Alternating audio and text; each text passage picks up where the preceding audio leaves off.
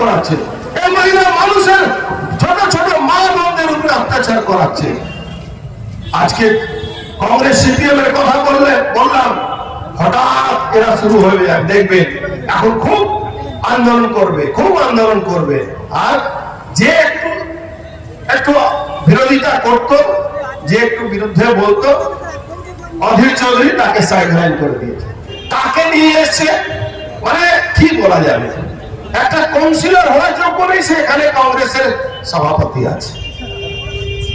CPM এর সালিম সেকুলারের কথা বলে, আমরা টিপ পড়লে আমরা কমিউনাল হয়ে যাই, আর মুসলমান টবি পড়লে বলে এরা সেকুলার, এদের মতন সেকুলার কেউ হবে? বলো গঙ্গা জমিনি তহজিবের কথা বলে, এরা কিভাবে একসঙ্গে থাকার চেষ্টা করছে। আরে যতদিন 30% থাকবে ততদিন এরা আমাদেরকে ভাই বলবে, আর যেদিন 40% 50% হয়ে যাবে সেই দিন আমাদেরকে কেটে সাফ করে দেবে। এটাই এদের ইতিহাস আছে।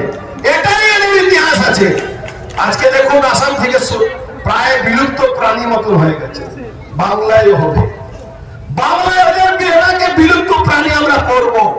শুধু আমার হিন্দু ভাইদের, বিশেষ করে মায়েদের কাছে বলবো, বাঙালি হিন্দুদের কাছে বলবো, ওই শুধু আমি আমার একটা ছেলে হবে বা একটা মেয়ে হবে তাকে মানুষ করব, সোনাকে মোনা করতে করতে ধর্মই শেষ হয়ে যাবে। দিদি ভাইরা, আপনারা একটু মাথায় লাগান, এই ধর্মকে যদি বাঁচাতে হয়, হিন্দু ধর্মকে যদি বাঁচাতে হয়, তাহলে হিন্দু ধর্মের সংখ্যা বাড়াতে হবে, তাহলে পশ্চিম বাংলা নয় শুধু ভারতবর্ষ থেকে আমাদেরকে বিদায়ী হয়ে যেতে হবে।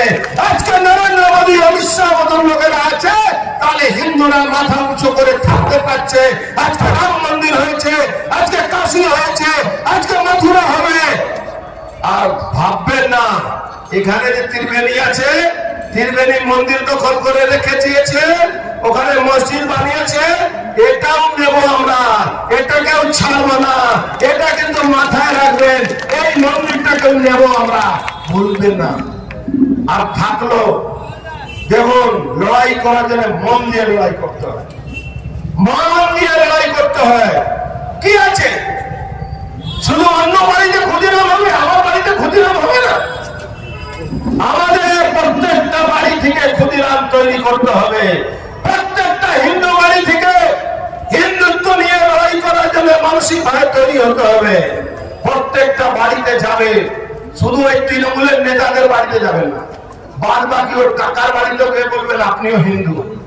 কংগ্রেসের বাড়িতেও যাবেন, ওই যে নেতা আছে তার তাকে বলবেন না, তার বউকে বলবেন আপনিও হিন্দু। কিন্তু আপনার ছেলে মেয়ে যখন বিয়ে করতে যাবে, কোনো হিন্দু বাড়িতে বিয়ে করতে দেবো না আমরা, তাদেরকে বলবে ওই বাড়িতে বিয়ে করবেন না।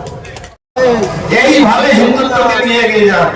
আর ইসলাম ধর্ম হোক, মুসলমান হোক, তাদের সবাইকে বলছি ভাই, তুমি তোমার মতো খুশি থাকো, সুখী থাকো। হিন্দুদের দুপুরে যদি চোখ রাঙানি হয়, দুটো চোখটা কেড়ে নেওয়ার ক্ষমতা আমাদের আছে।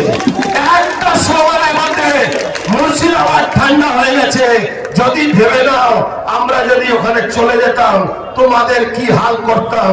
তাহলে ব্যারেকপুরের ইতিহাস একটু খুঁজে নেবে, ব্যারেকপুর কোন জায়গা, তোমাদেরকে কি হাল আমরা করব। আগামী দিন কিন্তু তৈরি থাকতে হবে হিন্দু ভাইদেরকে। তাই বলি কৃষ্ণনগরে এই বিক্ষোভ যে আজকে অবস্থান আমরা করেছি, আপনারা একটু আসুন। আপনারা যখন আসবেন সময় নিয়ে আসবেন, মিটিং চলাকালীন অনেক বাড়ি চলে যায়, কিছু শিখুন, হিন্দু ধর্মকে নিয়ে শিখুন। হিন্দু ধর্ম কারো দয়াতে নয়, হাজার হাজার বছর আগে ভগবান রাম, ভগবান কৃষ্ণ, তারা আজকে আমাদের সঙ্গে আছে। আজকে বাংলায় মাঝে মাঝে সিপিএম তৃণমূল কি বলে, রাম বাংলা কালচারে নেই। আরে রাম বাংলা কালচারে নেই, মা দুর্গা বাংলা কালচারে ছিল। ভগবান রামই মা দুর্গা পুজো শুরু করেছিলেন, আকাল বোধন করে পুজো করেছিলেন। আজকে তোমরা কৃষ্ণকেও ছাড়ছো না, আজকে লোকনাথ বাবাকে ছাড়ছো না, আজকে মতুয়াদের যে হরিজন গুরুচাঁদ ঠাকুরকেও তোমরা ছাড়ছো না। তোমরা শুধু নিজের স্বার্থের জন্য মমতা ব্যানার্জিকে ভাবছো পশ্চিম বাংলা মানুষ আর মেনে নেবে। মূর্খে স্বর্গে বাস করছে।